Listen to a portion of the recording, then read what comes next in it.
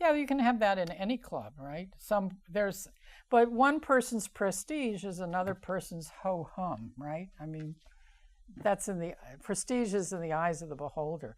The immigrant neighborhoods, the Lower East Side in the United States a century ago, people would buy tickets for the high holiday services, not because that was something that the synagogue, to support the annual membership, but because it was a cantor that they wanted to hear. And the synagogues would hire cantors, especially for the high holidays, because they knew they could sell tickets, right? Well, I mean, that's a different kind of, that's a whole different kind of thing. But once you get into a marketplace where there are goods and services available for sale, you know, that's a very interesting line of work. But just because it's for sale doesn't automatically make it religious, right? If you go to the high holiday service, you bought a ticket to hear the cantor, that's just like going to the opera, right? A concert. That's not religion. But if the cantor is inspirational and you participate in the services and you bring to it the right kind of kavanah and intent, you can get a lot of religious expression out of it. And that's a good example of two different people in the same place at the same time having different experiences. The individual has to make the religious experience. And your religious experience attending that service will differ according to whether you are the only person there to pray and everybody else is there for the concert, or whether everybody's there to pray and the concert merely is enhancing. It's a different experience.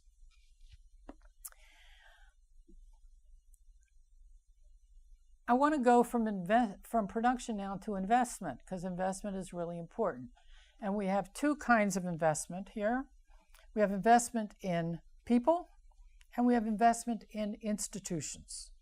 So first I want to talk about investment in people, which is to say human capital. And we talk about religious human capital. Human capital can be religious in general, or it can be religion specific, it can be synagogue specific, right? Human capital, when we talk about this in Judaism, we talk about skills, all the things we learn in Hebrew school, right? We study Torah, but we also study Hebrew, right? Those of us who aren't Israeli have to learn Hebrew in Hebrew school. And it's called Hebrew school because the language is such an important, fundamental part of what a Jew is supposed to be able to function with.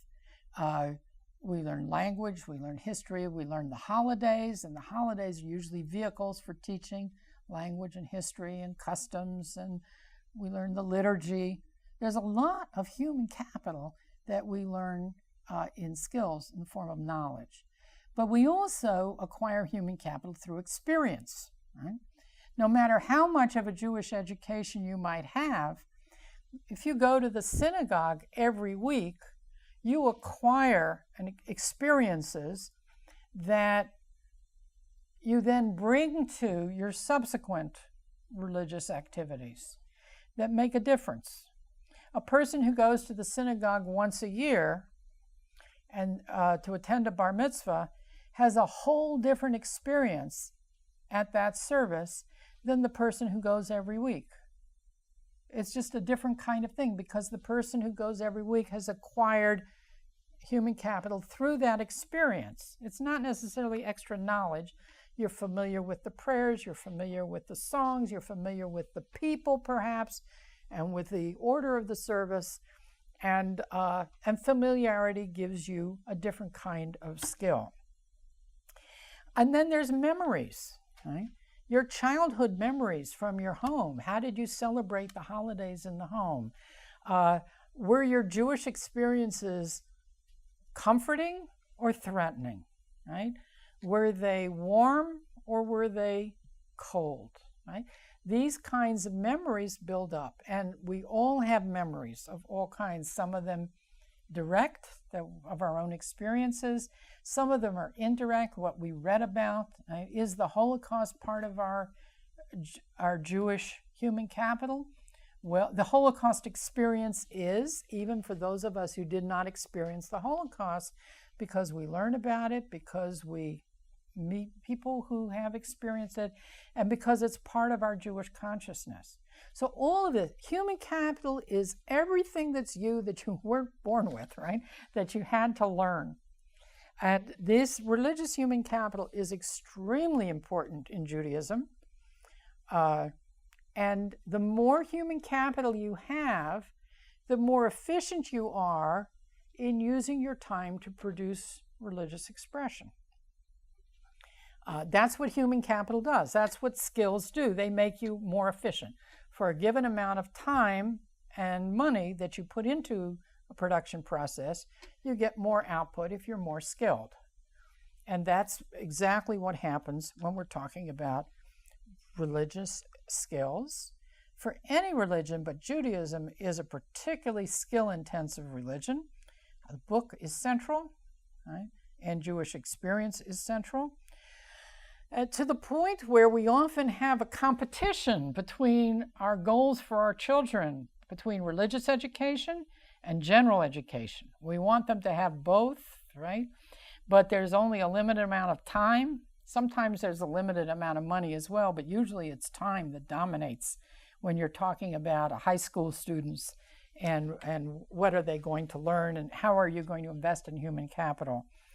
I can't emphasize how much this is of concern at a practical level to Jewish families, but what happens is that as a people, as a group, as innovators, what we've tried to do is we find ways to make our Jewish human capital and our general human capital complementary. And this is what the sociologists refer to responding to your social environment, or sort of, but you want complementarity. You're one person, so you want all these different skills that you're learning to be mutually consistent. You don't want them to conflict with each other. And if possible, you want to develop synergies between them.